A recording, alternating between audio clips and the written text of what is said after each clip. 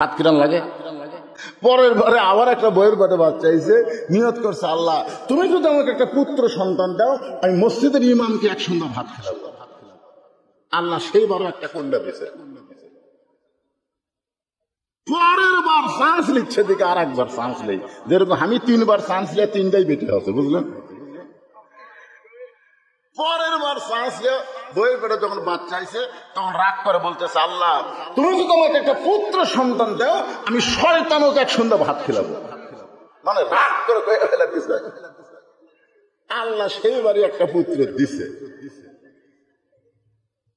যে সন্তানের মা এখন সন্তানকে কোলে নিয়ে বলে, দিয়ে আল্লাহ বুঝে মন কায়রা নিতে কতক্ষণ, মন কায়রা নিতে কতক্ষণ। তুমি যে নিয়ত করলে পুত্র হলে শয়তানকে এক সন্ধ্যা ভাত খেলাবা, তো শয়তানের দাওয়াত দেও না কেন? স্বামী বলে, পীর পাওয়া যায়, ইমাম পাওয়া যায়, শয়তান আমি কোথায় যাই? এখন বউ বলতে, শয়তানকে যদি দাওয়াত না দাও তোমার ভাত খাওয়া বন্ধ। তুমি জানো মান্যত পুরো না করলে সন্তান আমার বাঁচবে না। ওই মনের দুঃখে রাস্তা ধরতেছে। একজন বলে, কে রে ভাই মন ভার কেন? মন ভার কেন? বেটা হওয়ার কারণে। কারে পাগলা, বেটা হলে মানুষ খুশি হয়, তোর মন ভার কেন? বলে, নিয়ত করছি ভাই শয়তানকে একসঙ্গে ভাত খেলাবো। এখন শয়তান আমি কোথায় পাই? বউ বাড়ির ভাত বন্ধ করে দিছে, শয়তানকে দাওয়াত না দিলে আমাকে ভাত দেবে। তখন ওই লোকটা বলতে, শয়তানকে যদি পাবার চাও তাহলে বাবার দরবারে যাও। মারাত্মক কথা কথা, শয়তানকে যদি পাবার চাও তাহলে বাবার দরবারে যাও। তো বলতেছে, বাবার দরবারে গেলে শয়তান কেমনে পাওয়া যাবে? বলে, আমরা তো বাবার মুরিদ। একদিন বাবার সামনে আমরা কয়েকজন মুরিদ বসে আছি, ইতিমধ্যে বাবা চোখ বন্ধ করে এক মুরিদ খপ করে পড়ে গেছে। বলতেছে, বাবা আপনি চোখ বন্ধ করে থাকতে থাকতে হঠাৎ ঝাঁকি মারার কারণ? বলে, আমি চোখ বন্ধ করে দেখতেছি কাবার উঠে একটা মুরগি ঘুরতেছে, এটা থেকে ঝাঁকি দিয়ে মুরগি খেতে দিলাম, যদি পায়খানা করে। মুরিদরা কয়, হাই রে বাবা, কোথায় কাবা আর কোথায় বাবা? যে বাবা চোখ বন্ধ করলে কাবা ঘরের মুরগি দেখবার পায়, সেই বাবার কাছে তা শয়তান কোন জায়গাতে আছে, বাবাই কবার বল। মুরিদের কথা মতোই বাবার দরবারে গেছে। বাবা বলতেছে, কে রে তোকে নতুন দেখতেছি, তোর নিয়ত কি? তোকে তো কোনোদিন দেখে না।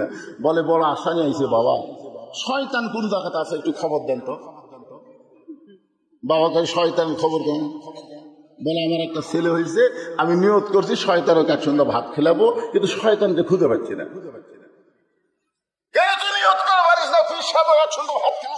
বলে, হ্যাঁ বাবাকে খাওয়ার চাইছিলাম, কন্যা হোক। ইমামকে খাওয়াবার চাইছিলাম, কন্যা হচ্ছে।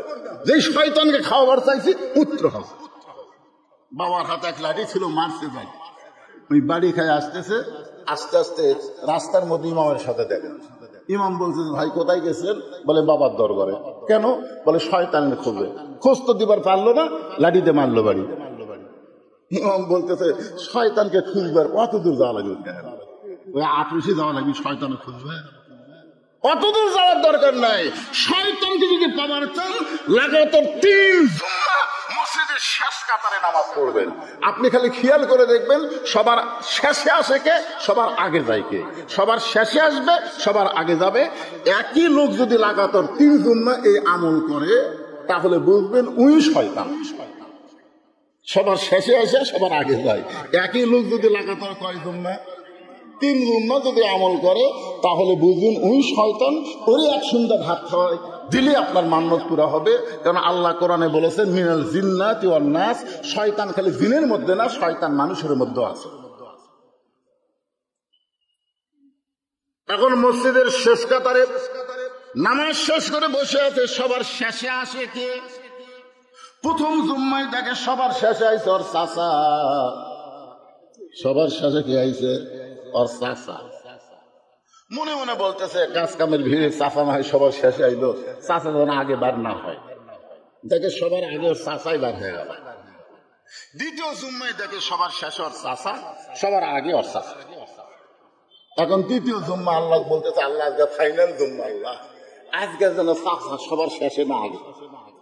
ওই যতই দোয়া করুক, শয়তানের জন্য দোয়া কবুল হবে।